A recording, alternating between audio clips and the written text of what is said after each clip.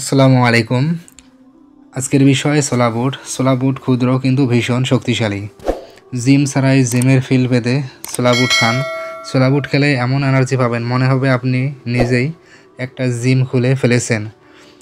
ছোলা বুট পেটের security guard হিসেবে কাজ করে। হজমের সমস্যায় পড়বেন না। ছোলা খেলে পেটে 24 ঘন্টায় যা আপনার পাওয়ার বুস্ট করে, মানে পেটকে পাহারা দেয়।